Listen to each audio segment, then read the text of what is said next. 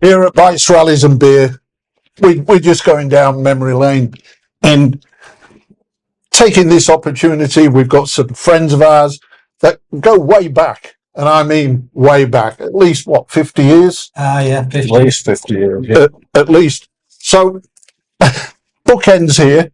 I've got Andy, and I've got Andy. No, I'm not Andy. You're I'm not Bandy. You're Bandy. Well, I was just being posh. Oh, yeah. No, I don't use that name. And I'm really known as Webby. So it all gets a bit confusing. Yeah, it does. Yeah, it does a little bit. Webby. Yeah.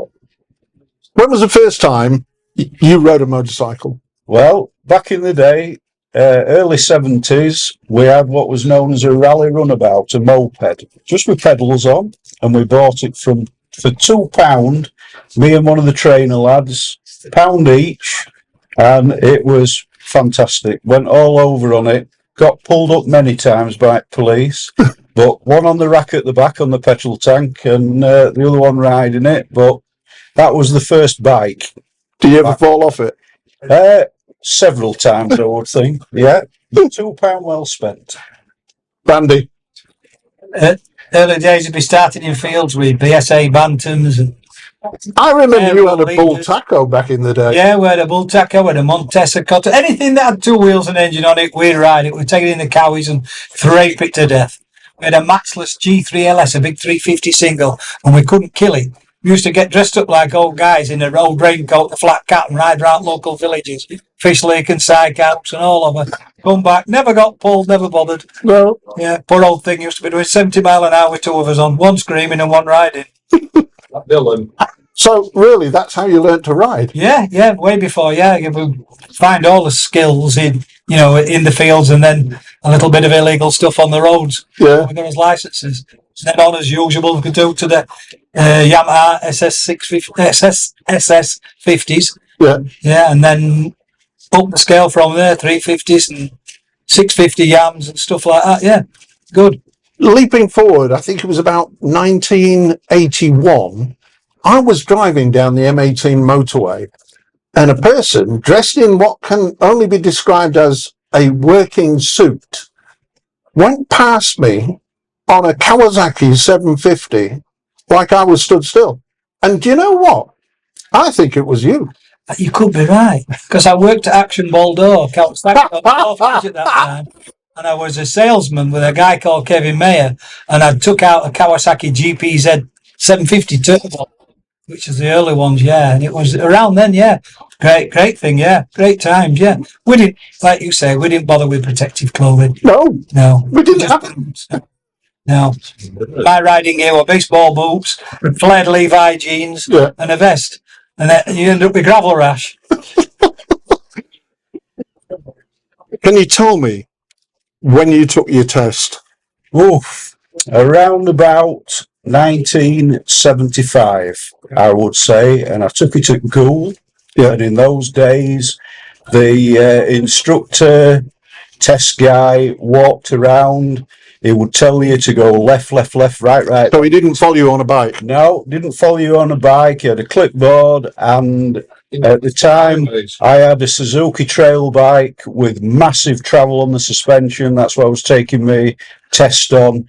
And he stepped out from in between two cars, and I nearly flattened him because he didn't realise how much travel the suspension had on it, and consequently it went right down. He jumped out of the way. But did you pass? I did pass. Yes, I did pass. And the reason why I took it was so I could take my girlfriend on the back, who's now my wife. So that was the reason for putting in for the test. So the same day in the afternoon, we were out and about on the bike. There you go. Yeah. Bandy? I borrowed a very good friend of mine, Tess Cooks's Suzuki Hustler. Yeah. First 100 mile an hour, 250. And my test was at Goal. And I did 100 mile an hour on the way there, down Johnny Malone's. And I did 100 and a little bit more coming back. Bless him, on his 250 just to celebrate. And that was it. Round the Fox and Duck corner flat out. Thought I was Barry Sheen that day. I think we all did it back in the day. Aggo was all me. I wanted to be Aggo, but Barry Sheen that day because I was on a Suzuki. What's the most stupidest thing you ever done on a motorbike? Oh, God. One that springs to mind. Nobody lived on Miller Lane, as we say. We used to regularly have a race around the village, and we'd go over the top of Miller Lane. It would give way lines, but we never give way. We'd come up there as many gears as we could, and as fast as we could, straight over. We just took a gamble, you know. And we got away with it quite a bit, which is, we're still here, bless us. So, And you? live the life.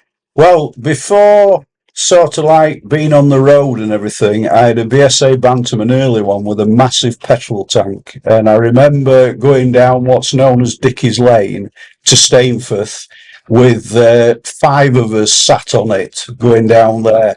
Obviously, there was only me and Pete, alias Dickie's Lane, that had bikes. So he went down on his Honda 50. I went down on the Bantam, which I believe was a 150, which I paid 20 quid for and sold on to Nobby Clark, actually, as it happens. It was over there. Yeah, it was over there. And I think he paid me 35 quid for it. I don't know what he did with it. Never saw it again. I think he wore it out. But yeah, that's one of the craziest things. 5 of us on a Bantam going to Stainforth. What advice would you give to your younger rider self? Myself? Yeah. You wouldn't listen to advice. But, I don't know. I don't think I would. I don't think I'd change anything because we were lucky lads. We had the best times. The roads weren't as busy and, the bikes were faster in most respects. So the natural top speed, we had more fun than the others and there were more of us and we looked after one another. We had great times.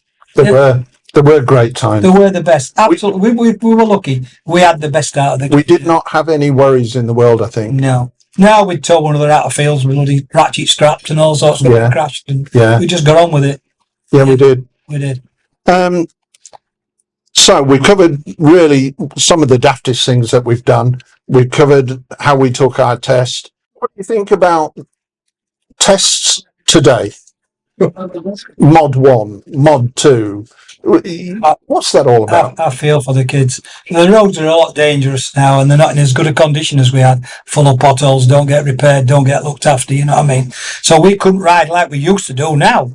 I mean, we still are riding, but we, you have to take more precaution now. So you've got to ride to your ability and to the road conditions.